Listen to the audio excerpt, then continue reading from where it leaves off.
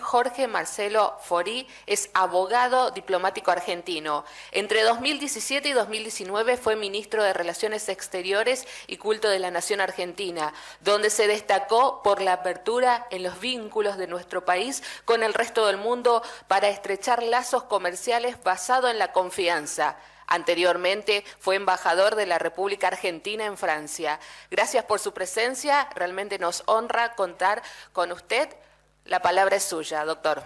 Bueno, me han puesto como moderador, lo cual es un chiste hecho por la Fundación Pensar, porque pensar que yo puedo ser moderador de algo es una joda que todo el mundo conoce. Pero vamos a darle paso a un hombre que viene más apurado que yo, que se llama Rogelio Frigerio, que espero que nos esté escuchando, porque quiero que sienta que le he tenido que ceder mi lugar a él, que es diputado nacional, exministro y compañero de gabinete, y sobre todo que lo quisiera que fuera gobernador de la provincia de Entre Ríos.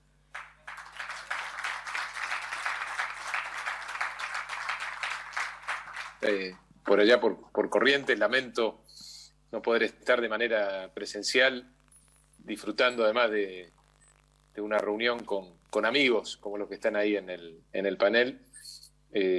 Jorge, vos sos muy humilde, pero moderaste, y no solo moderaste, llevaste adelante uno de los acuerdos más importantes de la Argentina. Imagínate lo que sería hoy para la Argentina y para el desarrollo sustentable, siguiendo el título de nuestro panel, que hubiéramos continuado con el esfuerzo que iniciaste vos de la complementariedad, del acuerdo entre el Mercosur y la Unión Europea en el marco de la guerra que se está dando en Europa. Ese es lo que podríamos estar aprovechando esta situación para darle trabajo y generar empleo y riqueza en nuestro país si hubiéramos seguido ese camino que tanto, bueno, por supuesto desde el presidente, pero que vos implementaste y que moderaste también seguramente en muchas reuniones de alto nivel con las autoridades de la Unión Europea. Así que no te hagas el humilde, arranco así. Me la devolviste bien, gracias. Y te agradezco que me reemplaces hoy en esta reunión. Arranco con saludarlos a todos. Para mí es un honor, un privilegio estar hoy de alguna manera presente en este evento, por varias razones, pero sobre todo porque creo que es lo que tenemos que hacer. Creo que esta actividad que lleva adelante la Fundación Pensar es donde nos quiere ver la gente trabajando, ¿no? En los problemas concretos de la Argentina, en lo que nos quita el sueño a los argentinos, en este caso particular a los entrerrianos. Estoy acá en una ciudad maravillosa que es Colón, a punto de ir a una feria industrial, y hay que estar ahí, hay que estar cerca de los problemas, de las dificultades y de los sueños también de los argentinos. No es momento, y aprovecho este evento para plantearlo con esta contundencia, no es momento para que la política siga con esa agenda en paralelo a la agenda de los problemas de la gente, para que la política se enfrasque en luchas de poder, de liderazgos, en ver en qué lugar vamos a ocupar cada uno de nosotros de cara al 2023. Es momento para esto que está haciendo la Fundación Pensar, ponernos a trabajar sobre lo que vamos a hacer si la gente nos vuelve a dar la confianza de liderar los destinos del país, y en el caso particular nuestro acá en Entre Ríos, después de largos 20 años de un mismo signo político gobernando la provincia, si nos animamos a cambiar y apostar por otra cosa. Tenemos que estar preparados para gobernar, tenemos que estar todo el día papel y lápiz trabajando con nuestras contrapartes, con los interlocutores de los distintos aspectos que hacen a la actividad de las políticas públicas, diseñando un plan de desarrollo, un plan de transformación que exige este momento de la Argentina y de cada una de las provincias. Así que de nuevo celebro la oportunidad de estar acá en este evento que organiza la Fundación Pensar, como lo estoy también en eventos que organiza el radicalismo, el peronismo que está jugando con nosotros en Entre Ríos, y todas las otras fuerzas políticas que conforman nuestra gran coalición que aspira a manejar los destinos del país y los destinos de las provincias y de los municipios de la Argentina. Me parece que en esto nos tiene que ver trabajando la gente, y no es un tema menor. Concentrar nuestro esfuerzo en este momento en definir y diseñar un plan de desarrollo sustentable. Y eso tiene muchas aristas, ¿no? Por supuesto que hay cuestiones vinculadas con la macroeconomía, por supuesto que hay cuestiones vinculadas con la estabilidad de las reglas de juego, con la previsibilidad, que es lo que nos piden aquellos que todavía están dispuestos a invertir y a generar empleo en nuestro país. Y no son temas menores, ¿no? Es muy difícil invertir en un país con las tasas de inflación más altas del mundo en este momento. Es muy difícil invertir en un país en donde vemos lo que pasa con la justicia, sobre todo en esta semana de tanta intensidad en ese aspecto. Es muy difícil invertir en un país donde las reglas de juego se cambian permanentemente y de manera caprichosa, de acuerdo a lo que quiere el poder de turno. Claramente eso es una restricción importante para el desarrollo sustentable. Pero no es lo único, ¿no? Porque también, y esto lo digo yo mucho acá en Entre Ríos, hay muchas cuestiones que tienen que ver con las políticas locales. Hoy el desarrollo y la teoría del desarrollo está cada vez más sesgada hacia el desarrollo local, es decir, cada vez la teoría nos plantea que es muy relevante lo que se hace en cada una de las localidades para fomentar el desarrollo de nuestras comunidades. Es decir, tenemos una tarea muy importante en cada una de las provincias, en cada uno de los municipios, independientemente de las dificultades que conlleva un marco macroeconómico inadecuado o hostil a la erradicación de inversiones, a la generación de empleo, hostil al desarrollo sustentable, en definitiva. Pero hay cuestiones que tienen que ver con lo local, y me parece que este es un ámbito donde estamos dirigentes de distintas provincias, y es interesante detenerse un poco en ese aspecto también. El aspecto impositivo, por ejemplo, que es claramente una restricción en este momento a la erradicación de inversiones. La Argentina tiene una de las tasas de presión impositiva más altas del mundo. Hay un estudio del Banco Mundial que dice que sobre las utilidades en la Argentina se cobra el 106%, es decir, es casi prohibitivo el ambiente impositivo para la erradicación de inversiones y la generación de empleo. Pero las provincias y los municipios también ayudan poco a bajar esa presión impositiva, a darle alivio fiscal a los sectores de la producción y del empleo en nuestro país. Así que ahí también tenemos mucho para hacer. Nosotros habíamos avanzado allá por el 2017-18 en una agenda de reducción de impuestos, tanto a nivel nacional como sobre todo a nivel provincial, con el último gran acuerdo fiscal federal. Tenemos que retomar ese camino. Es muy importante retomar ese camino en general, pero también es muy importante que cada jurisdicción, cada provincia, cada municipio tenga un programa de reducción, de alivio impositivo para los sectores de la producción. Es muy importante también el tema laboral, es muy importante contemplar las diferencias que tiene cada región, las diferencias que tiene cada sector de la producción en términos de normas laborales.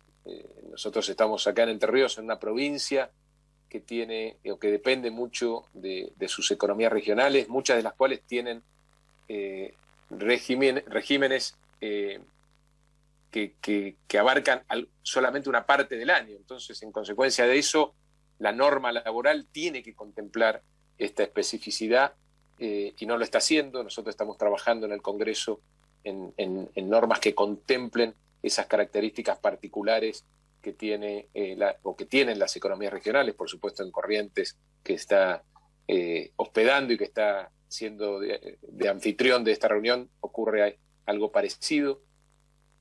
Y por supuesto también, sin que se pierdan los derechos actuales de los trabajadores, tenemos que pensar también en los derechos de los que hoy no tienen trabajo, o de los millones de argentinos que tienen un trabajo informal. Y claramente, de acá en adelante, también tenemos que generar normas que contemplen los derechos de aquellas personas que hoy están buscando trabajo y no lo encuentran, o de los millones de argentinos que viven en la informalidad.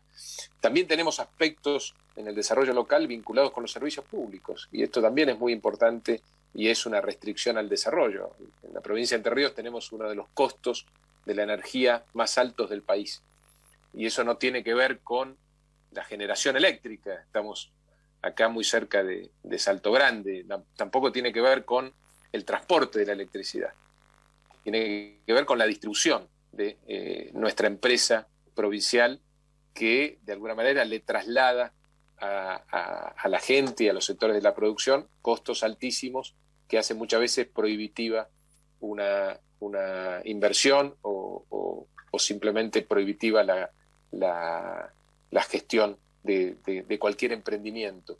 Y eso también tiene que ver con políticas locales, porque no ocurre lo mismo en Corrientes. De hecho, hay muchas inversiones que hubieran venido a la provincia de Entre Ríos, pero que terminan yendo a una provincia que maneja mejor esta cuestión como Corrientes, y ahí también claramente hay una responsabilidad en el desarrollo local de las autoridades locales.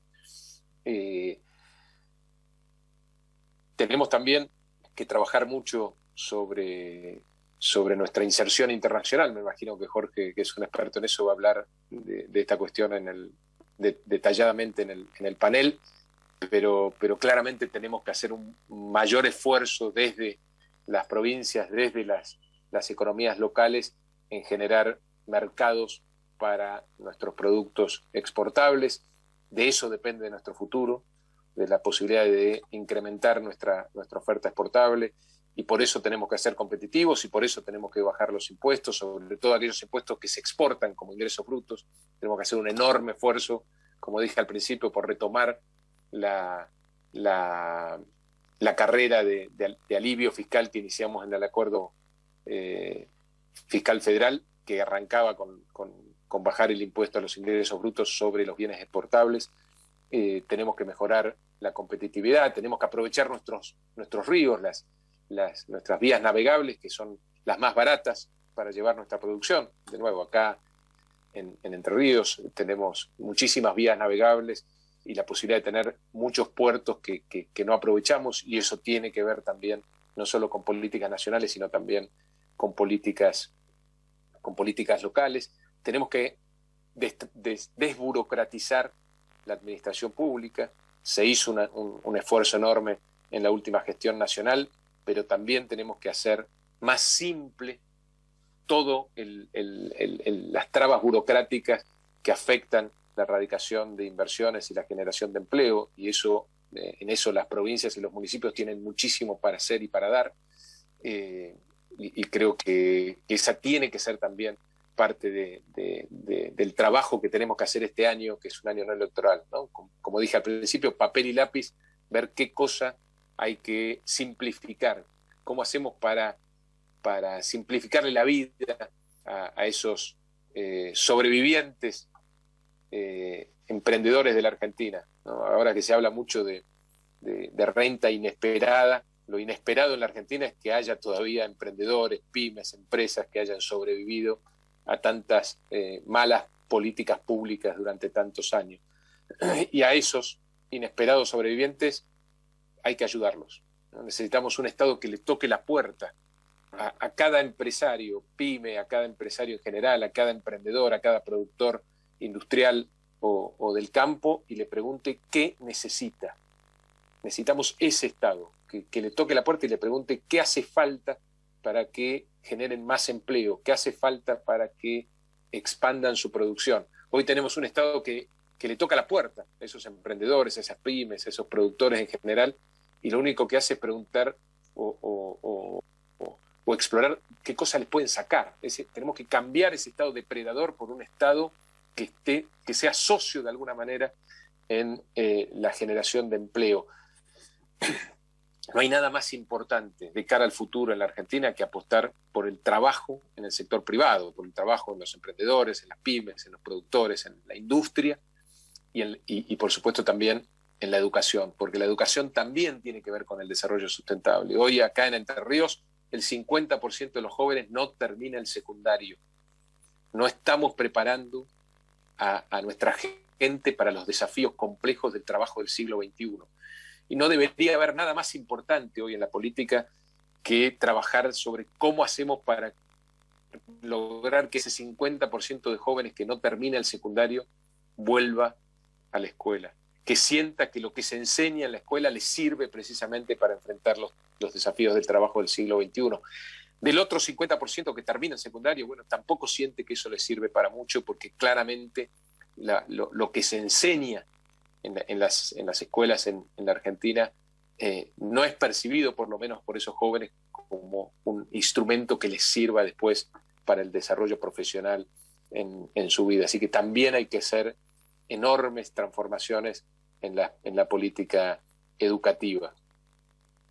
Trabajo y educación tienen que ser los vectores más importantes del análisis y del trabajo que hagamos en la Fundación Pensar y en todos los centros de estudios que tenemos dentro de nuestra gran coalición que aspira a gobernar, como dijimos al principio, la Argentina y nuestras provincias y municipios.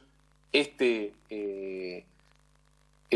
iniciativa que está hoy haciendo la Fundación Pensar en Corrientes es el camino. Tenemos que seguir con esta prédica, tenemos que seguir con este esfuerzo, tenemos que hacer que la gente nos vea trabajando en los temas que le quitan el sueño a los argentinos. Esa va a ser la forma de empezar a reconciliar a la ciudadanía con la política. Esa va a ser la forma de empezar a cerrar otra grieta que se está generando en la Argentina entre la política y los ciudadanos.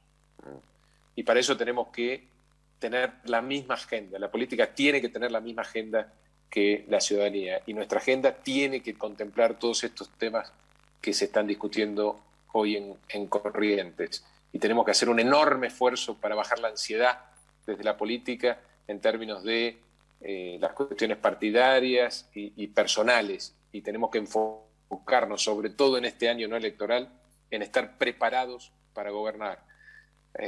Muchos me dicen que sienten que esta es la última oportunidad que tiene la Argentina. El otro día me hablaron de una expresión que la verdad que me parece muy gráfica, ¿no? Estamos frente al último vagón del último tren y tenemos que tomarlo y no nos podemos equivocar. No podemos defraudar esta expectativa que se está volviendo a generar en una Argentina que tiene una enorme capacidad de resiliencia. Y para no defraudar, tenemos que prepararnos. Tenemos que prepararnos para no improvisar. Y esto que se está haciendo hoy desde la Fundación Pensar en Corrientes tiene este sentido, así que de nuevo muchísimas gracias por permitirme estos minutos de análisis y compartir estas ideas con ese panel, en el donde además de gente de enorme relevancia para la Argentina, son sobre todo grandes amigos míos. Así que un enorme abrazo. Muchas gracias, Rogelio. Muchas gracias. A ver, yo creo que de lo que Rogelio nos dijo, muy gráfico el quedarnos que estamos en la estación viendo pasar el último vagón y que si no lo tomamos perdemos todo nuestro futuro. Y que nuestro futuro, como lo dijeron en el panel anterior, es educación y trabajo. Pero para trabajar tenemos que educarnos y sobre todo ahora estar muy cerca de la gente que tiene una agenda totalmente diferente de la que tiene la clase política. Así que ahí vamos. Que seas gobernador, Rogelio. Gracias Jorge. Un placer que moderes este planeta. Sos el mejor para esa actividad. Muchas gracias. Bueno, a mí me toca ahora presentar a Diana Mondino, que es muy bueno porque es la mujer que tenemos en el panel. Si no, Ingrid Jeter nos retaría a todos que no le estamos dando lugares a la mujer. Pero es la visión que nos trae ella, que como todos ustedes conocen, es una personalidad en el mundo económico, es una egresada de Ciencias Económicas de Córdoba, pero además ha tenido grandes funciones en distintas compañías de gran relevancia en nuestro país, en España, está con grandes compañías nacionales como es el caso de Loma Negra o Ciro Online, o sea que es muy bueno tenerla hoy aquí con nosotros con la mirada de la mujer sobre cómo hacemos un crecimiento sustentable. Gracias por la invitación, pero no estoy aquí como mujer, estoy aquí como economista y estoy representando el sector privado y las preocupaciones que tenemos. Estoy convencida de que, digamos, todos tenemos mucho para aportar Y de las cosas que dijo Rogelio voy a tomar varios puntos para poder partir de ahí, que me parece que son muy importantes. Estamos hablando de un desarrollo sustentable. ¿Es ese el objetivo? ¿Es realmente el objetivo que tiene Argentina? ¿Es realmente el objetivo que tiene Fundación Pensar si llega al gobierno? ¿Qué es desarrollo sustentable? ¿Alguno de ustedes es capaz de decir qué es el desarrollo sustentable? Obviamente todos queremos un desarrollo, un crecimiento, etc.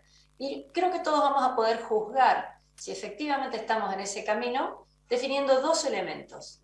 ¿Cuáles son las prioridades y cuáles son los incentivos que se generan? El tema que tengo que discutir aquí es qué prioridades se van a poner, qué cosas se financian primero, con qué medios, quién paga qué, quién hace qué, quién es responsable. Vamos a poder tener un desarrollo en la medida que definamos esas prioridades.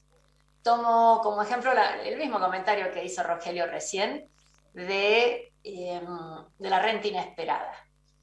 Si para el objetivo, que es dar más planes, es necesario poner un nuevo impuesto, quiere decir que ese nuevo objetivo es mucho menos importante que todos los anteriores, porque si no hubieran podido ser modificados. Hubiera sido una prioridad esto solamente si estábamos dispuestos a sacrificar algunas de las otras cosas. En la vida privada constantemente estamos tomando decisiones, en las familias estamos tomando decisiones todo el tiempo. Estamos diciendo, bueno, si me compro este par de zapatillas, entonces no puedo, no sé, cambiar una nueva olla o ir a un restaurante a comprar pizza. Entonces, esta definición de prioridades es esencial para poder lograr cualquiera que sea mi objetivo. En este caso, estamos hablando de desarrollo sustentable. Pero si las prioridades son infraestructura, salud, educación, justicia, seguridad, me parece que vamos en ese camino. Si las prioridades son de otra naturaleza, tal vez no lleguemos o no lleguemos tan rápido a eso. La otra cosa que me va a permitir saber, bueno, en qué dirección estamos yendo y si estamos yendo en la dirección correcta, es cuáles son los incentivos que se pongan. Cuando uno toma cualquier tipo de medida del sector público o en una empresa o en las familias, bueno, pues indirectamente hay premios y castigos. Indirectamente estamos diciendo esto lo premio, aquello voy a tratar de, en vez de darle con una zanahoria, le voy a dar con un palo. Y de nuevo, siguiendo con el ejemplo de la renta inesperada, si cuando alguien gana lo voy a castigar, cualquiera que sea la razón por la cual haya ganado, pues entonces el incentivo a intentar ganar es bajo, o a intentar ganar de una manera que el fisco se entere es baja. Entonces estamos planteando incentivos que van en contraposición con aquel objetivo que yo me había puesto. Entonces, si el objetivo es el desarrollo sustentable, por favor díganme cuáles van a ser las prioridades y muéstrenme cuáles son los incentivos con los que van a trabajar para lograr eso. Eso es absolutamente esencial que Juntos por el Cambio lo manifieste. Hasta ahora todas las políticas que yo vengo escuchando es cambio de personas, como dijo Rogelio, somos todos amigos, así cualquiera, pero digamos lo que necesitamos es tener un poco más de claridad de cuáles serían las prioridades que va a establecer el gobierno. Estando en Entre Ríos uno no puede dejar de recordar cuando, yo no estaba, pero cuando el presidente Justo hace más de 80 años limita o impide la producción de vid y se interrumpe, se elimina las exportaciones de vino que ya tenía la provincia de Entre Ríos para concentrarlas en Mendoza o Cuyo, bueno, una decisión por el motivo que haya sido genera un incentivo absolutamente perverso que, digamos, consiste en la eliminación de los viñedos. Ahora ya por fin Entre Ríos está volviendo a exportar. Poquito, muy poquito, pero está empezando a lograrlo. Está empezando a tener esa actividad que alguna vez tuvo. Hubo que esperar 70 años para que eso fuera posible de nuevo. O sea, la prioridad que se estableció en su momento fue que armar un desarrollo regional, establecer que el Estado definía en dónde debía producirse de determinada manera, quiénes podían exportar. Y esto ha sido una de las muestras que hemos tenido atrás en Argentina. Me retraigo aún más lejos en el tiempo, que para el primer centenario de la Revolución de Mayo, en 1910, ha habido muchas recopilaciones de información, entre otras de las actividades económicas que ya se tenían. Y tengo varias publicidades de venta, sigo con el vino, de venta de vino por catálogo.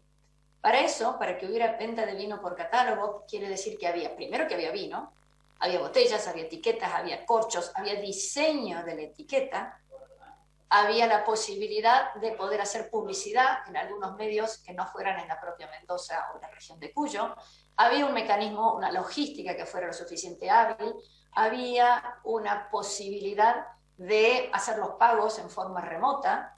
En 1910 teníamos el equivalente de Mercado Libre, teníamos el equivalente de Banco Nación o de Igualá, teníamos el equivalente de grandes compañías de diseño. Y se perdió por las decisiones que se fueron tomando en el tiempo. Tardó muchos años en que pudiera volverse a comprar vino por catálogo. De hecho, hace no más de 15 o 20 años que se está pudiendo hacer nuevamente. Entonces, cuando estamos hablando de desarrollo sustentable, lo primero que tenemos que hacer es no matar lo que ya hay. Permitamos que persista, permitamos que continúe. Hablamos mucho de impuestos, yo hablo de regulaciones. Ahí lo tenemos a Javier, que sé que ha cambiado muchísimo todo lo que está ocurriendo en Capitán Sarmiento, pero no es solamente el costo impositivo. También tenemos que tener en cuenta todo lo que son regulaciones, reglamentaciones, cambios, y tenemos que estar trabajando en eso. De nuevo, si queremos desarrollo, tengo que ver cuáles son las prioridades que tengo. Pongo otro ejemplo chiquito. Hemos tenido los incendios en Corrientes terribles, devastadores. Para poder enviar fardos de alfalfa para los animales que no murieran, había que cumplir 5 requisitos. Es prioritario en el medio de un incendio que haya que pedir un permiso a vialidad provincial, a vialidad nacional, que haya que tener el RESPA, que haya que tener varias cosas más, pero sobre todo hay un requisito que es maravilloso, que hay que cumplirlo absolutamente siempre. Yo no sé quién se le puede haber ocurrido, que los fardos de alfalfa tienen que estar cubiertos con una lona, de un determinado tipo la lona. Díganme ustedes por qué algo que está en el campo, para ser trasladado a otro lugar que también va a estar en el campo, al aire libre en ambos casos, tiene que estar cubierto durante el trayecto con una lona. Ese tipo de regulaciones, ese tipo de transacciones están paralizando a Argentina. Yo sé que tal vez estoy hablando de algo muy chiquito, estamos hablando de la gran política, de las elecciones, de cómo sacamos a Argentina adelante, de la integración con el G20, de todos estos temas. Pero a Argentina la matan también estas pequeñas cositas. Son 10 veces más fáciles de eliminar. Son todas cosas que con esta lapicera se pueden quitar. Argentina, los futuros gobernadores de Entre Ríos, los futuros ministros o gobernador de Córdoba, como espero que sea Javier, tienen que ocuparse también de esas cosas. Los temas grandes son muy difíciles, afectan intereses, llevan tiempo, necesitan legislación. Todas estas cosas son muy chiquitas. Yo voy a votar a aquel candidato que me diga cuáles son sus prioridades y que me defina los incentivos. Es lo que hacemos todos los días nosotros, cada uno en su casa, en su familia, en su empresa. Tenemos que tomar una decisión y esto es caro, pero mejor. Esto es rápido, pero de una calidad más o menos. Tenemos que estar tomando decisiones todo el tiempo. Yo no veo en la dirigencia, tampoco de Juntos por el Cambio, ese sentimiento, esa posibilidad de entrar en definir las prioridades. Es muy fácil criticar lo que está ocurriendo ahora porque francamente uno no encuentra nada positivo en las medidas que se están tomando ahora. Después de haber dicho estas críticas, ahora voy a la parte positiva. No sé si son críticas en el sentido inglés de la palabra. Decimos, esas son las cosas que tenemos que hacer. Eso es el camino que hay que recorrer. Pero, digamos, ahora sí quisiera sumarme a todas las cosas positivas que dijo Rogelio, en donde las oportunidades que tenemos son fenomenales. Argentina tiene 5 motores de crecimiento apagados, más muchísimos más chiquititos. Tenemos el agro, tenemos la energía, tenemos minería, tenemos la industria del conocimiento, tenemos el turismo, más muchísimas otras cosas que abrevan en ellas. Son maravillosas, son excepcionales. Entre Ríos tiene doble vía navegable. Tenemos climas enormes. Argentina, si ustedes lo miran de Jujuy a Tierra del Fuego, tiene una extensión similar a Gibraltar hasta Rusia. Toda Europa, si la pusiéramos acostadita, tiene la misma extensión que Argentina. Generar la infraestructura para todo eso, generar la capacidad de trabajo en todo eso, es un trabajo extraordinario de muchísimo tiempo. ¿Y es el sector privado el que puede ayudar a definir las prioridades? Probablemente sí, probablemente sí. Esto por lo menos tiene que participar en esta toma de decisiones. Entonces, esos son los elementos que a mí me gustaría pensar que Fundación Pensar está trabajando. En los planes, en las actividades que van a tener un impacto, ojalá inmediato, pero no importa si es rápido, lo que importa es que sea duradero. Por eso hablamos de desarrollo que sea sustentable. Otra cosa que a mí me gustaría es agregar la palabra desarrollo sostenido.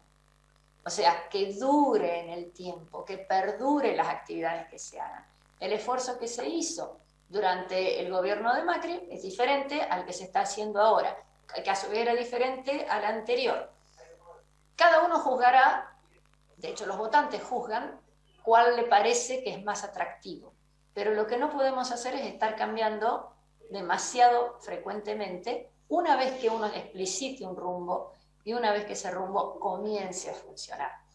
Entonces, yo creo que si definimos prioridades, si de alguna manera estamos trabajando para liberar a las fuerzas productivas, de alguna manera estamos trabajando para que podamos, en conjunto con el apoyo del Estado, pero que el sector privado pueda activamente participar, es en lo que yo creo que deberíamos estar todos involucrados. La actitud de que haya unas reglas parejas para todos es algo que hemos perdido en Argentina y es algo que tiene que volver. Es algo que está en nuestra Constitución, está en los más elementales, no sé cómo decirlo, las más elementales situaciones de equidad que tenemos que tener entre todos los argentinos. Yo creo que Fundación Pensar ha hecho muchísimo trabajo. Yo conocí el trabajo de la Fundación Pensar hace bastantes años y ha sido mucho el esfuerzo que se hizo en ese sentido. Quiero creer que se va a poder aportar ahora, independientemente de cuáles sean los resultados que haya para el gobernador de Entre Ríos, como decíamos recién, de los resultados que haya para alguna de estas cosas. Es al nivel local donde tenemos que estar trabajando también. Todo eso lo hemos podido ver. De nuevo, yo creo que todos los que estamos aquí presentes podemos estar trabajando para una Argentina mejor. ¿Qué definimos por Argentina mejor? Tal vez haya diferencias.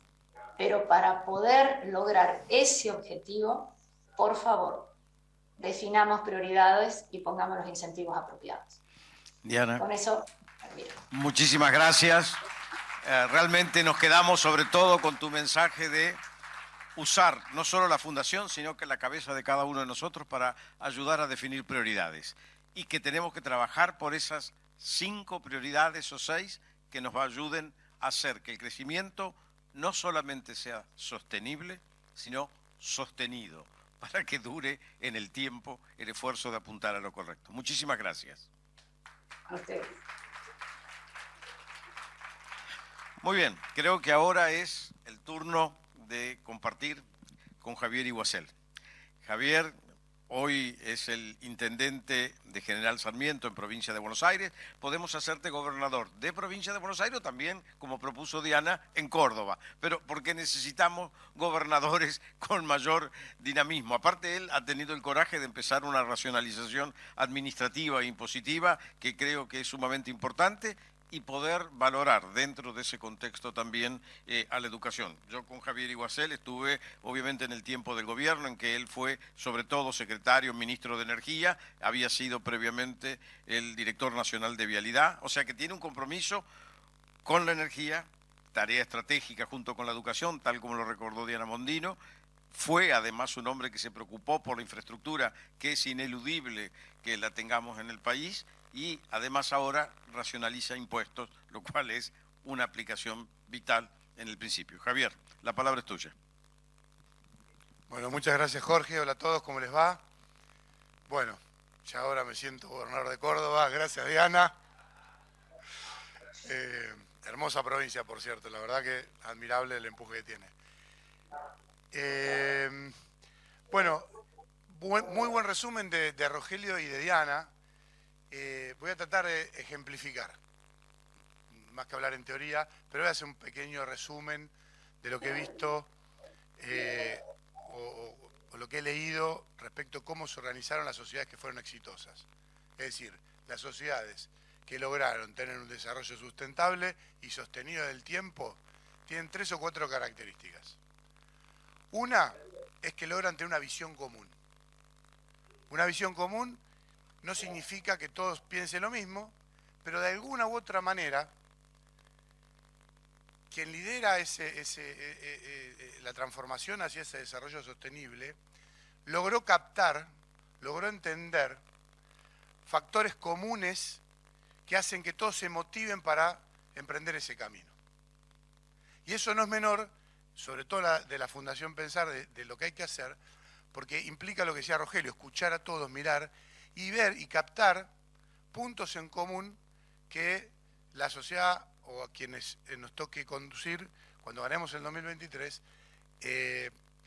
quieran hacerlo y se sientan motivados y parte de ese proyecto. Es un punto clave. Harari lo llama relato, que acá en Argentina está un poco vilipendiado. Generar un relato, generar una visión. El segundo punto, que dijo bastante muy bien Diana, es que tiene que haber una organización social clara que implique roles y prioridades. Es decir, ¿qué hace el Estado, qué hace el resto de la sociedad? Cuando hablamos del sector privado, parecía que fue una cosa... El sector privado es todo lo que no sea Estado. O sea, cualquier sector privado. Es increíble la discusión en la Argentina. Cualquier persona que camine en la calle es sector privado. Y pareciera que fuera el cuco. Es al revés. Entonces el sector privado es todo, es la sociedad en su conjunto, que no tiene la responsabilidad de gobernar. O ser funcionario público o estar en un empleado público. Que aparte un docente empleado público sale de la escuela y es sector privado. Porque a lo mejor tiene un almacén o no tiene una actividad económica, pero es parte de la economía del sector privado. Entonces, primer punto clave, ¿qué peso le damos a cada uno? ¿Qué hace el Estado? ¿Qué hace el resto de la sociedad? O mejor dicho, ¿qué es lo que la sociedad le encomienda al Estado hacer? ¿Y qué es lo que se tiene que focalizar? ¿Y qué no hacer? Porque una cosa que aprendí en el sector privado es que decidir qué no hacer es clave para hacer bien lo que tenés que hacer. Y si hay algo que hicimos mal, es eso. Porque si no, los resultados de educación que vimos hoy no serían los que tenemos. Porque eso es prioridad. Fíjense la mentira. Si alguien no cumple la ley, debería estar preso. ¿Hay algún político preso por no haber cumplido la ley de educación? Yo me vuelvo loco, desde que vivo en Capitán Sarmiento, que tengo historia en el sector privado de la educación, en una asociación civil, porque me vuelvo loco diciéndole, pero si no estamos cumpliendo con la 2 jornadas extendidas, voy al inspector, les hablé, nada, no les importa.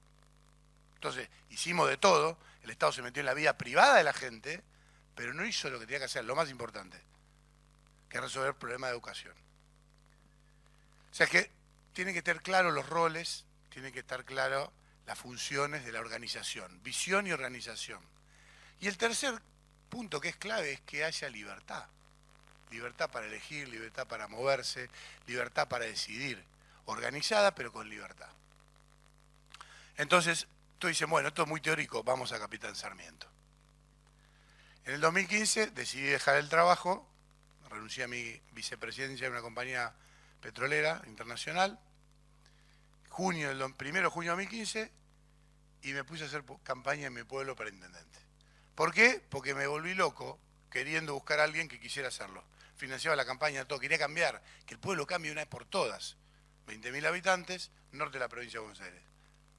Pero nadie quería, porque si te involucrabas iban a decir que eras corrupto, que eras un chanta, porque los políticos son chantas, o si ya estabas joven y te estabas como dispuesto a pelear esa, y mirá, no tengo recursos económicos, si me dedico a esto tengo que pagar la hipoteca, la gente joven. Bueno, listo, me voy a meter.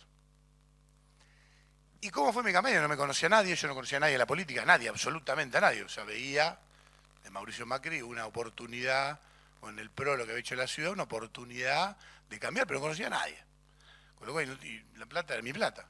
Así que 600 y pico de manzanas, 450 manzanas, 6.000 y pico de casas, me propuse ir a cada una de las manzanas, tocar timbre a todas, pero aparte entrar a alguna casa de cada una de las manzanas, hice un cronograma y recorrí el pueblo. Es un pueblo más chico, se puede, eso a nivel nacional se puede hacer con focus group, con un montón de gente trabajando, hay técnicas para llevar la información de microescala a gran escala, pero en definitiva descubrí un montón de cosas que la sociedad estaba pidiendo, que focalizara un gobierno municipal que no se estaban haciendo. Entonces pude crear un relato, una visión para transmitirle, decirle qué queríamos hacer, que no era lo que yo quería hacer, era lo que el pueblo quería hacer focalizado.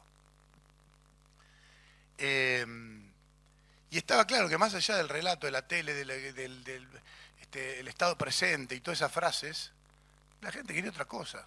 Quería poder ir tranquila, hacer su vida, resolver los problemas individuales individualmente y que el gobierno municipal se dedicara a lo que no se dedicaba.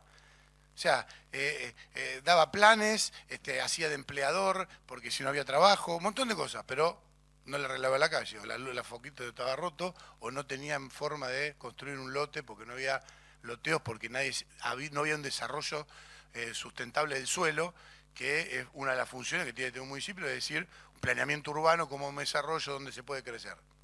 O sea, la gente no tenía para ir a hacer su casa. Por ahí tenía trabajo, se tenía que construir el fondo de la casa de la madre porque no tenía un lugar, teniendo hectáreas y hectáreas de campo, que lo único que había que hacer es cambiar un orden territorial. Se mete en la vida la gente, te dice, vos dependés de mí, yo te doy el trabajo, te doy el plan, te doy la bolsa de comida, en la escuela te digo lo que tenés que pensar, pero no resuelve los problemas generales, los que tiene que resolver un Estado municipal. Y también entender qué es lo que hace el municipio, qué hace la provincia, qué hace la nación, porque después se confunde todo. Cada uno tiene un rol. O sea, el municipio tiene que hacer algo, no se tiene que dedicar a hacer cosas que ahora está pidiendo el gobernador que nosotros controlemos precios. Primero que está mal controlar precios, pero aparte, ¿qué tiene que hacer el intendente controlando precios? Es ridículo. Bueno, entonces, visión.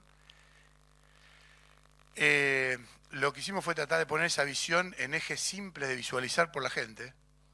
Sarmiento quiere ser una ciudad amigable, que implicaba que vos salgas y que era como un country en una ciudad, o sea, que esté todo bien ordenado, la gente se salude, no haya discusión. Una ciudad segura, pero seguridad, una ciudad segura. Una ciudad educadora, la comunidad educativa, y muchos papás querían mejorar, ciudad educadora, ciudad viva, que haya movimiento, el pueblo estaba chato, no había cosas, no había nada para hacer. Pedían eso, que haya movimiento, que haya cosas para hacer. Una ciudad viva y una ciudad de oportunidades, que pudieran tener oportunidades de trabajar, de conseguir, de hacer, en libertad poder desarrollarse.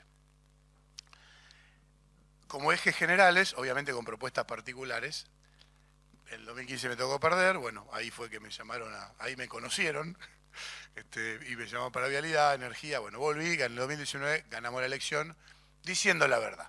Me preguntaron los periodistas adrede, porque era el neoliberalismo. ¿Y usted va a despedir a los empleados municipales? Sin ninguna duda. Si son chorros o vagos, los despido. Me votaron y gané la elección. Cuando supuestamente eso era antipopular.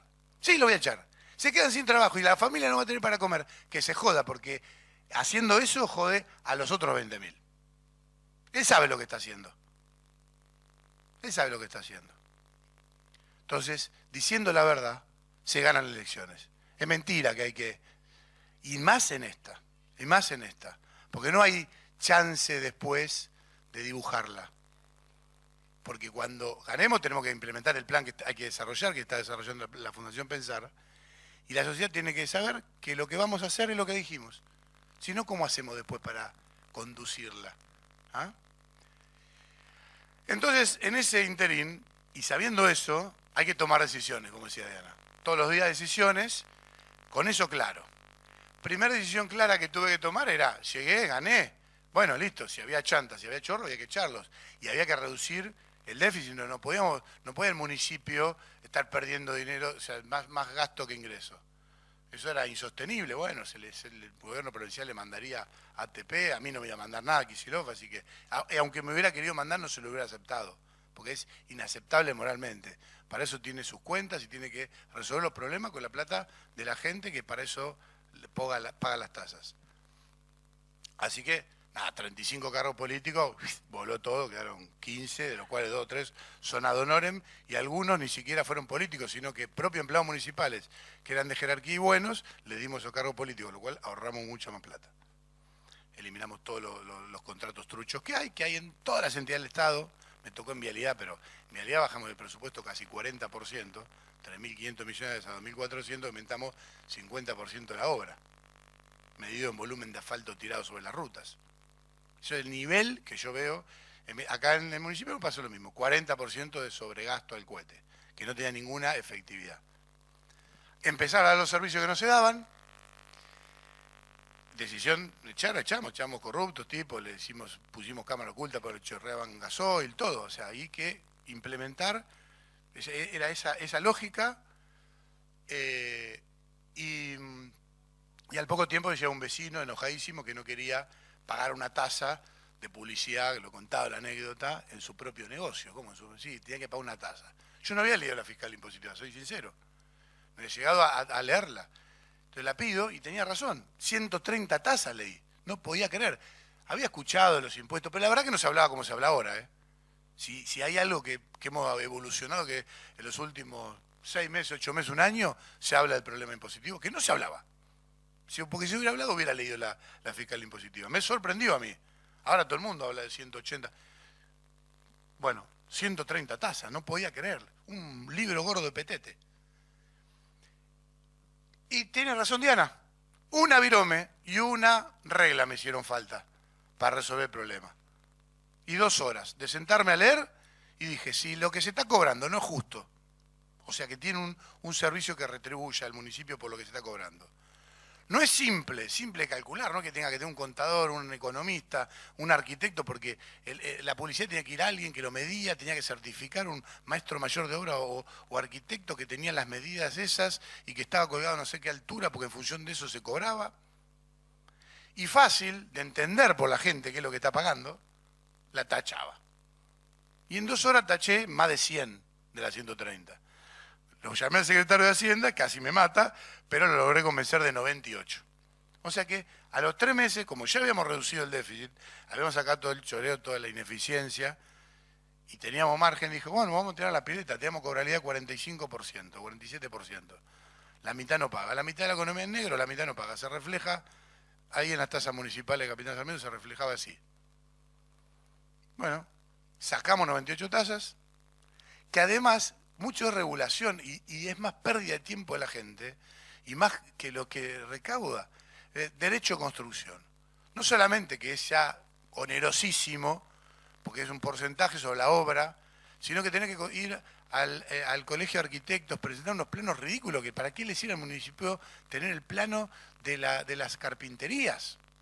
Es una cosa, o sea, te hacen hacer un trabajo que la mayoría de la gente no necesita hacer. Entonces pasa por el colegio de arquitectos y tenés otra caja, 10% del valor teórico de la obra. Bueno, la cuestión es que el tipo, antes de empezar a poner un ladrillo, se gastó 2 meses de mano de obra de albañiles, sin haber puesto un ladrillo. Y además el trámite y el tiempo y la pérdida, eliminado.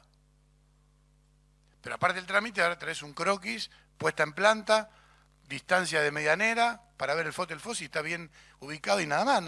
Lo firma el propietario, lo puede firmar. Se lo hace la arquitecta que recibe con los datos que le pasa, verifica y listo, es lo único que tiene que verificar. Y así, bueno, sacamos guía de Hacienda, de la época de Rosas, para cargar Hacienda y poder transportar a la provincia de Buenos Aires. Ya existe SENASA, tenés que sacar ¿cómo se llama? El DTE, no me salía el DTE, mira, yo lo saco, ahora tengo que agarrar unas vacas. El DTE, existe todo el sistema sanitario, la gente paga la tasa vial para mantener los caminos, y esto que era para controlar la seguridad de la hacienda, que los gauchos iban a pasar, que no lo maten los malones, y para cuidar más o menos los caminos, ya está, lo pagás por todos lados. Chao, a la miércoles la guía de Hacienda. Que aparte no tienen que ir al pueblo a hacer el papel. Miren lo que me pasó. Vino una familia.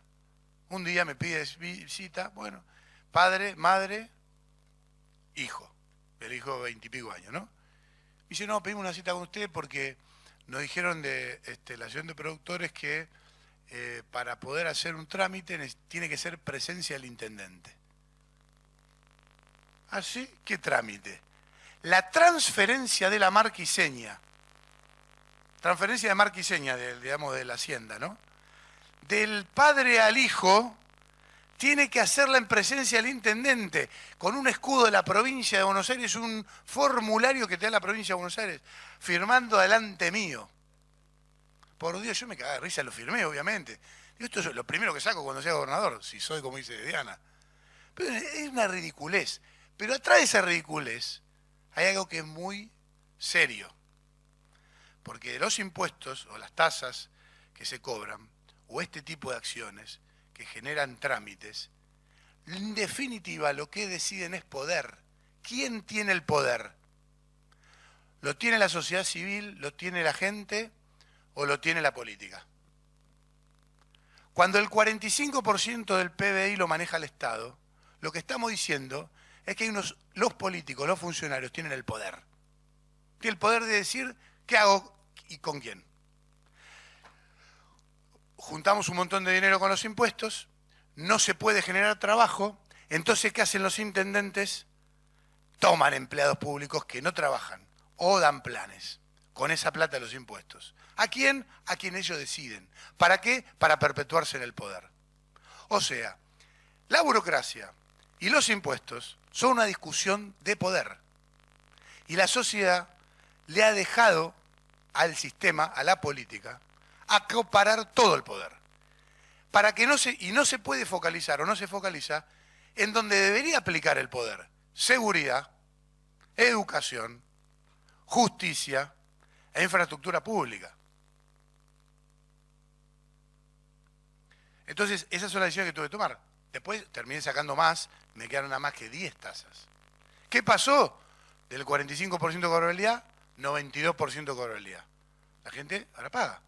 Le damos los servicios, no pasa al recolector, pasa al recolector, paga contenta, paga menos, todos pagan, de la economía en negro a la economía en blanco. Eso hay que hacerlo, hay que hacer eso. Si 50% de la economía está en negro, está todo mal. Hay que hacer una... Si nosotros tenemos un plan, ese plan tiene que ser tal que al implementarlo al otro día tengamos el 80-90% de la economía en blanco. Porque ahí dice, no, bueno, pero nosotros tenemos que controlar porque tenemos que saber, después vemos, cuando seamos Europa a nivel económico vemos qué más cosas podemos regular. Pero mientras tanto, si está la mitad de la economía en negro, como me pasaba acá, la mitad no pagaba, y rápidamente la gente, vino una señora, lo contaba ayer en la federación, vino una señora de un almacén con una bolsa negra de residuos a verme. Yo, esta es una bomba trae.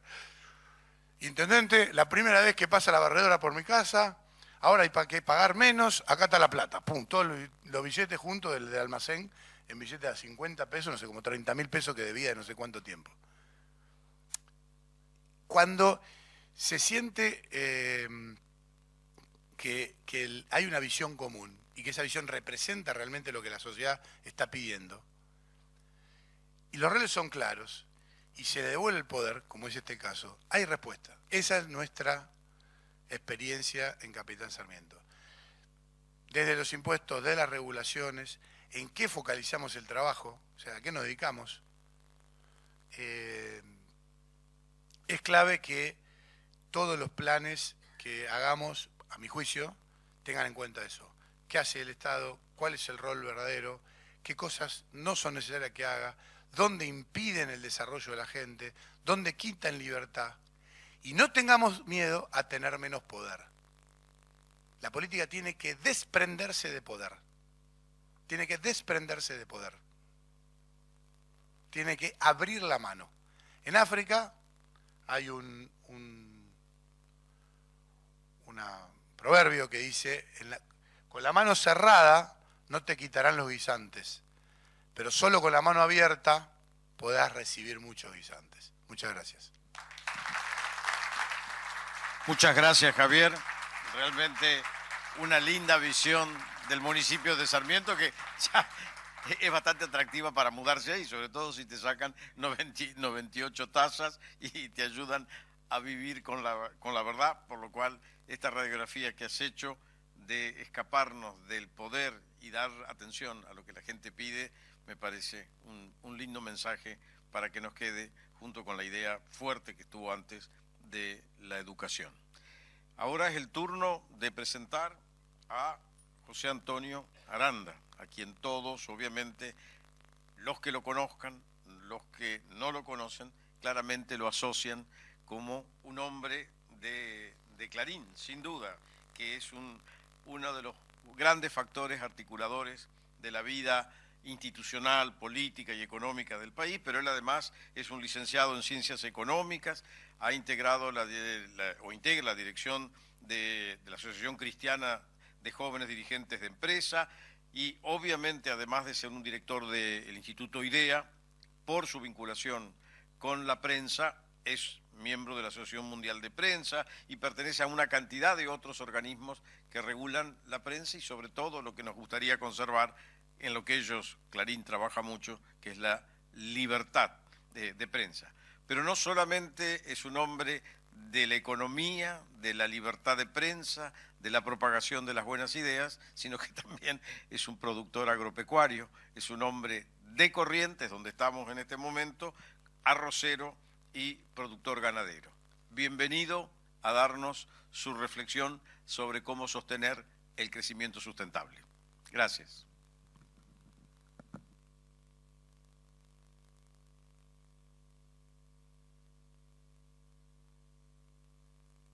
Está sin el micrófono activado, José Antonio.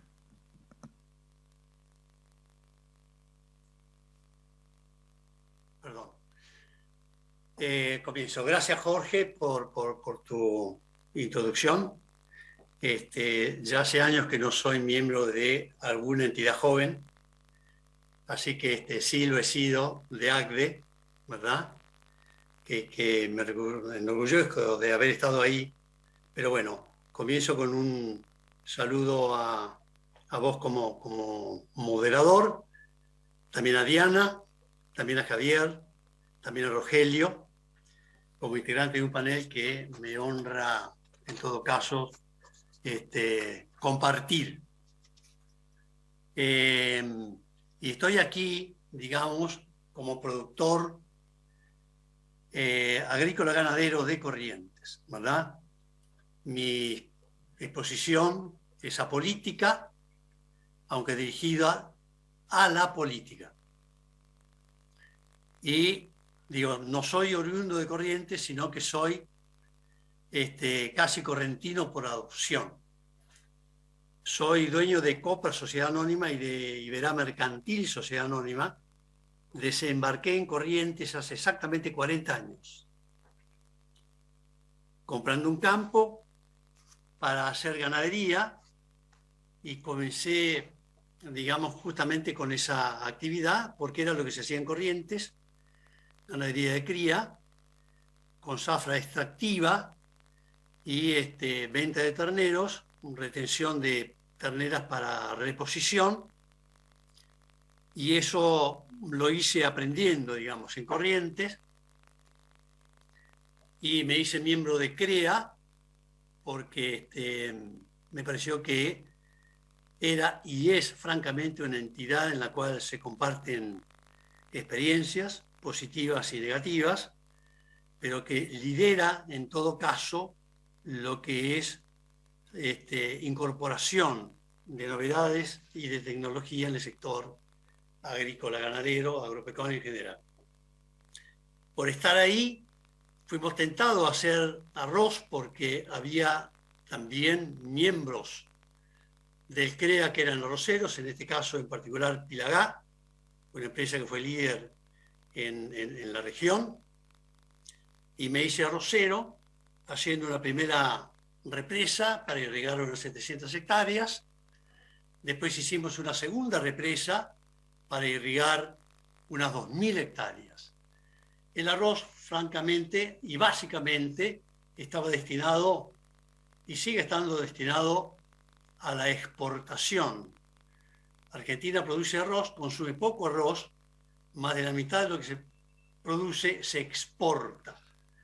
Y cuando uno empieza a adquirir cierto volumen, tiene necesidad de ocuparse de lo que es el almacenamiento de lo que se cosecha, y en arroz uno se tiene que ocupar de hacer esto previa construcción también de un secadero, porque se cosecha húmedo, y derivamos también en un molino arrocero. Así que por haber incursionado en arroz y haber crecido en arroz, nosotros hicimos una planta de almacenaje y molino rosero que está en Mercedes Corrientes, es conocida en todo Corrientes, es la planta más grande que existe en la Argentina y la más moderna que existe en la Argentina de almacenamiento, secado y procesamiento de arroz blanco, que ha estado destinado básicamente para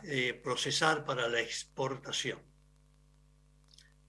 Quiero acá hacer un énfasis en un tema. Comenté que hicimos una primera represa, después hicimos una segunda represa, y acá va un primer mensaje a la política y a los políticos. La construcción de represas en Corrientes es nada más y nada menos que fruto de la iniciativa privada.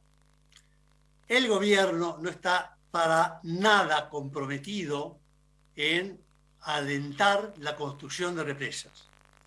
Es una iniciativa privada, se detecta un proyecto, se estudia, se somete a consideración de las autoridades desaprueban, incitan a, en todo caso, algún tipo de modificación, se cumplen rigurosamente las normas ambientales, se autoriza y se construye. Después de construida y acumulada la represa, en general, toda la historia de las represas en Corrientes están asociadas a la producción de arroz. El arroz es un gran consumidor de agua y se necesitan no menos de 1.000 a 1.200 milímetros de agua por hectárea de arroz para producir arroz. Pero el agua hay que suministrarla y se riega por un periodo de 100 días, de modo que hay que bombear el agua. Ese bombeo se hacía básicamente con motores a explosión, hasta que llegó la posibilidad de electricidad, pero el tendido de electricidad a los campos también es fruto de la iniciativa privada. Uno tiene que pagar su propia construcción de red eléctrica, cedérsela al Estado, el Estado por supuesto después la retribuye con tarifa durante un periodo en el cual se agota el crédito del anticipo, pero todo esto está en manos privadas. Les cuento que para construir una represa normalmente sucede que se inunda un campo vecino y hay una ardua lucha de cómo compensar al campo vecino. En mi experiencia personal, en represas que hemos hecho, hemos tenido que ceder 2 hectáreas de tierra libre de agua por cada hectárea que va a quedar bajo inundación del campo vecino. Yo digo que este es un sistema perverso e insto a las autoridades a tomar cartas en el asunto y a revisar lo que ocurre, por ejemplo, en Uruguay, país también arrocero, que también hace represas para hacer arroz y que tiene un código de agua que invito a que sea, en todo caso, copiado o implementado, porque en Uruguay, si el Estado determina que hay una represa que puede ser declarada de interés público por lo que implica el beneficio que va a producir, el Estado autoriza la represa y se hace cargo de establecer una indemnización para la parte inundada. Pero la represa se hace y no se posterga, digamos, los beneficios que ésta trae. Corrientes es una provincia beneficiada y privilegiada por la disponibilidad de agua. La surca el río Paraná, el río Uruguay, por el sur el río Mocoretá, y tiene un reservorio espectacular como es el Iberá, que es más de 1 millón de hectáreas. Sin embargo, Corrientes prácticamente no usa agua, no usa más, no llega al 1% de uso del agua de lo que podría llegar a usar. Entonces, se debería fomentar desde el gobierno y auspiciar la construcción de represas para crecer en el uso de riego en la provincia. En la provincia se cultivan alrededor de unas 100.000 hectáreas de arroz, entre 80 y 130, aunque hay sistematizadas unas 150.000 hectáreas de arroz. Hay muchas represas abandonadas por falta de rentabilidad en el arroz, ¿verdad? Es un cultivo muy caro. Pero esta sistematización es, yo diría, el área agrícola que ha sido culturizada en Corrientes justamente por el riego. En Corrientes hay un estudio hecho por el ingeniero Fontán de cuáles podían ser represas absolutamente viables en la provincia. Nosotros en particular le pedimos que también hiciera un estudio sobre qué posibilidad había de tener empresas encadenadas en cursos de agua. Porque, ¿cuál es el tema, verdad? No usamos el agua y el agua se va. ¿Y dónde termina? En el mar. Y no usamos agua para irrigar. Ahí el Estado tiene un deber de involucrarse y facilitar la construcción de represas para uso del riego. Les cuento qué pasa con el riego en el arroz y qué es lo que nos pasa a nosotros. Hacemos arroz sobre la base de un sistema que se llama chacra espejo. Un año se hace arroz, el año siguiente descansa. Pero por haber hecho arroz, en el año de descanso, nosotros introducimos raigras y sembramos raigras en Corrientes, habiendo sido los introductores de raigras. En Corrientes, en ganadería, no se hacía recría porque no había pasturas de inviernos viables. El raigras fue un suceso espectacular.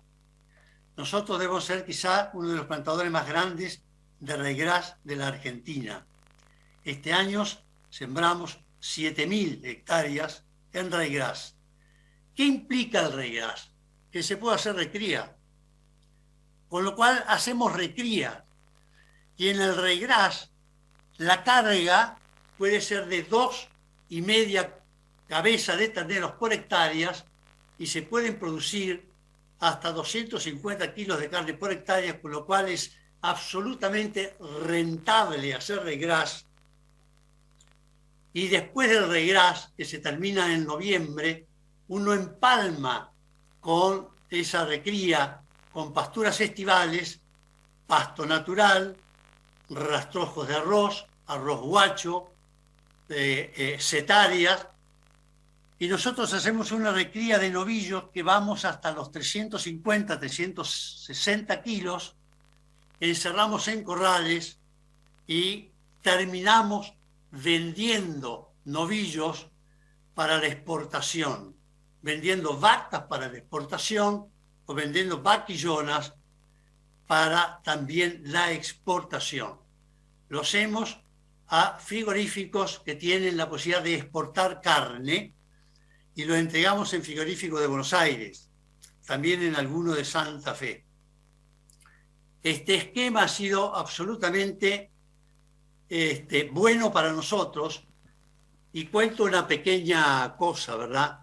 Corrientes sigue exportando como zafra sus terneros. La gran mayoría de los terneros que produce machos se van de Corrientes. Pero en Corrientes, para comer carne buena, hay que traerla de esta zona.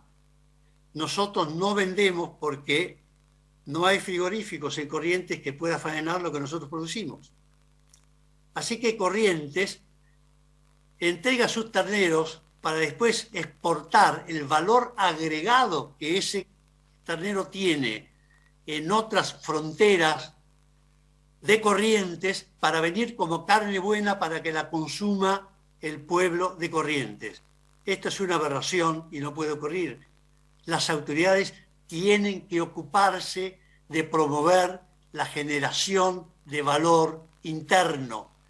Y este es un mecanismo clarísimo, absolutamente probado.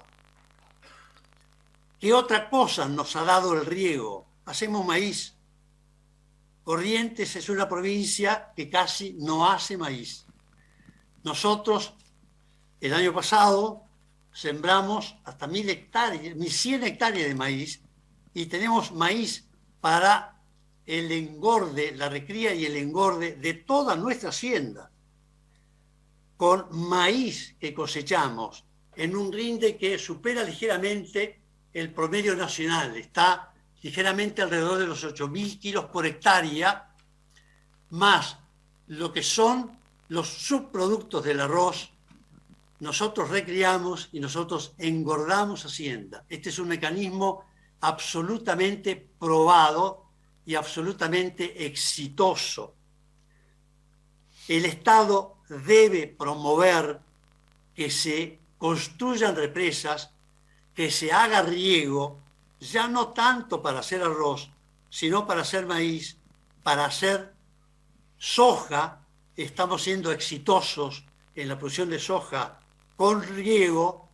Para hacer trigo en invierno, hacemos trigo y exportamos a Brasil, y convertir en la provincia como una provincia agrícola que crea riqueza para la población local.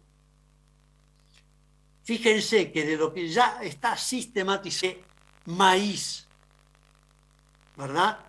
Y si lo destinamos a consumo de hacienda y decimos que con 8 kilos de maíz producimos 1 kilo de carne, estamos en la posibilidad de producir 100 millones de kilos de carne con maíz producido en Corrientes. 100 millones de kilos de carne engordando novillos y poniéndole 100 kilos de carne significa en Corrientes engordar 1 millón de novillos. ¿Saben cuánto trabajo hay para cuántos frigoríficos trabajando todo el año? No menos de 3 o 4. No hay frigoríficos que atiendan esto. En Corrientes no puede ser que haya omisión en la promoción de este tipo de actividad. Si le queremos poner 120 kilos de carne, y bueno, podemos estar alimentando 800.000 novillos. Y si hacemos maíz en verano, hacemos ryegrass en invierno y tenemos asegurada la recría. Y acabo un mensaje también para la administración local. Los intendentes, ¿verdad? Y acá me apoyo en la iniciativa también de Javier. Los intendentes tienen que ocuparse más allá de lo que pasa en el ejido municipal. Asómense al campo. Yo digo, si en Corrientes un intendente se pone a revisar cuántos campos hay de 1.000 hectáreas o menos alrededor, va a encontrar varios de ellos. Si uno solo decidiera hacer un tambo de 200 vacas en ordeñe, ¿verdad? Necesitaría solamente irrigar 30 hectáreas de maíz para tenerlas en lactancia todo el año. Y 200 vacas en ordeñe, produciendo 25 litros, que es poco, producirían 5.000 litros de leche por día. Alimentan la población local. Pero si el intendente consigue 10 productores que hagan un tambo de 200 vacas en ordeñe, habría un clúster de 2.000 vacas. Esto ya es un gran tambo. Esto ya es un gran tambo, ¿verdad? Y si 10 intendentes consiguieran 10 productores cada uno que ordeñen 200 vacas, habría 20.000 vacas en ordeñes con una producción de 500.000 litros de leche por día. Esto es un Sancor de hoy. Es lo que Sancor hace hoy en Santa Fe. ¿Cómo es posible que esto no lo vean, no lo promuevan y no se ocupen? ¿Trabajo para cuánta gente hay? ¿Cuál sería la movilidad económica local fenomenal? ¿Saben qué ocurre? En Corrientes se toma leche producida extra frontera, se come queso producido extra frontera, yogures, manteca, todo. Lo podemos producir ahí, dando trabajo, creando riqueza, y cuando lo compramos afuera, es plata que sale de Corrientes que va a otro lado. Si lo autogeneramos, promueve actividad interna que crea riqueza, No puede omitirse esto porque en verdad está al alcance de nuestra mano. Muy bien. Y acá hago uso de una expresión hecha famosa por un querido amigo, Víctor Trucco, que implementó la siembra directa en el país. Nos hace falta darnos cuenta. La política tiene que darse cuenta de que tiene que promover actividad para crecer, crear, promover fuentes de trabajos y ser facilitador. Cuando yo digo que el Estado se tiene que ocupar de represas, es obvio que en Corrientes se pueden irrigar muchísimas hectáreas que hoy no se está haciendo simplemente porque nadie las promueve. Okay.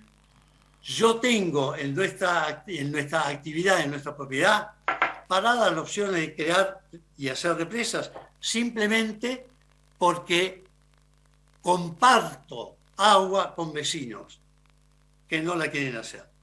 Entonces, el Estado debe ser motorizador en este tipo de gestiones y no estar desentendido y mirar más cerca que lo que es su necesidad política del día. Hay que mostrarse con proyección. José Antonio, realmente muchísimas gracias por todas estas recomendaciones. Sin duda, el hecho, has traído bien a claro las posibilidades que tiene la ganadería Corrientes, que no la tenemos necesariamente asociada como tal, pero yo rescato sobre todo el hecho que hayas recordado que, como me han preguntado muchas veces en el exterior, ¿dónde empezó el impulso argentino en cambiar la productividad del campo con los famosos grupos CREA? La primera vez que escuché la palabra no sabía por qué era. Y mirá todos los resultados que tenemos y que te has convertido no solo en un gran arrocero, sino por lo que veo ahora en un gran productor ganadero, y que necesitas que los políticos de la provincia de Corrientes se hagan conscientes de que su trabajo es de servicio y ahora para crear agua. Así que muchísimas gracias. Déjame hacer un cierre, Adelante. Jorge, por favor. Quiero decirte que yo producía arroz para exportar. El mercado interno no estaba a mi alcance.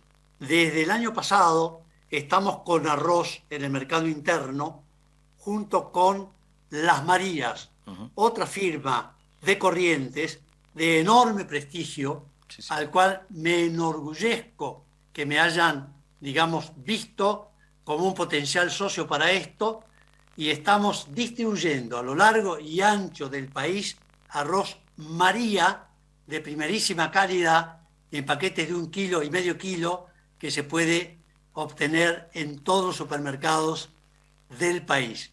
Y esto gracias a esta conjunción de intereses con otra firma de Corrientes, de la cual la provincia está orgullosa. Que es señera como es Las Marías. Francamente agradecido por lo que estamos haciendo. José. Muchas gracias a la Fundación, muchas gracias a Ingrid Jeter por esta invitación. José, no tenemos para hacer represas en Capitán Sarmiento, pero necesitamos gente con tu energía, así que venite, que algún proyecto vamos a hacer. Perdón, les aviso que viene un ciclo de agua y que vamos a estar medios inundados, necesitamos tener represa para poner el agua. Gracias, José Antonio, fue un gusto que estuvieras compartiendo. Bueno, con esto creo que hemos estado cerrando la lista de los expositores, creo que va a quedar un cierre más de oro con otro gran dirigente político de la ciudad de Buenos Aires, pero aprovecho, ya que estamos en la parte final, para agradecerle a Franco, a Ingrid, a Eduardo Montmorency por todo el trabajo que han hecho para que tuviéramos hoy la posibilidad de estar charlando con ustedes en esto que en este capítulo se llamó crecimiento sustentable. La verdad que, visto desde la óptica de donde yo vengo, me parece que la sustentabilidad es algo que, como lo dijo recién José Antonio, el mundo nos está pidiendo, pero a veces lo sustentable parece que fuera lo que está vinculado al medio ambiente, lo que tiene que ver con las prácticas positivas, tanto institucionales como operativas o de trabajo. Pero la verdad que para el crecimiento sostenido hay condiciones de base previas que el mundo nos pide, que logremos estabilizar nuestra propia moneda, que podamos combatir la pobreza, que podamos tener iniciativas como la que él ha mencionado José Antonio para crear riqueza, pero que haya también vocación de trabajo. Todo esto que son como elementos fundamentales y como lo dijo bien varios de los paneles previos, sobre todo Alieto Guadaño, pero también recién Iguacel, para poder tener trabajo tenemos que educar. Y educar es una tarea que los argentinos hemos perdido, porque nuestro capital, creo que Alieto tiró ahí algunas cifras bastante alentadoras, pero lo más importante que tuvo Argentina por 60, 70 años de la historia, de la cual yo soy beneficiario, soy egresado de una escuela pública primaria. Eso tiene que ver con el capital que tenía Argentina en la educación y que lo hemos ido perdiendo. Y que esto es lo que tenemos que recuperar desesperadamente para que no haya el 50% de la gente que deje de estudiar. Yo me olvidé de mencionar a alguien que me parece sumamente importante y que le agradezcamos, que es a la Fundación Konrad Adenauer. La verdad que, para los que no saben, la Konrad Adenauer, además de hacer todas las cosas que hace y pagar todo lo que paga, nos deja usarle las oficinas ahí en la calle Suipacha al grupo internacional. Tenemos un grupo internacional del PRO, somos como 50, pero que nos reunimos en las oficinas de la Konrad Adenauer, a la que le estamos siempre agradecidos por esa visión. Creo que ahora nos va a quedar unas palabras de cierre de mayor relevancia que esta, pero muy agradecidos a todos ustedes por esta mirada imprescindible de tratar de pensar cómo hacemos para volver a crecer, que es ineludible, porque si no, como dijo recién Javier, el vagoncito último, que es el que se va, en algunos lugares lo llaman el cabús, se está yendo. Y si no corremos un poquito por la plataforma, estamos perdidos. Mucha suerte.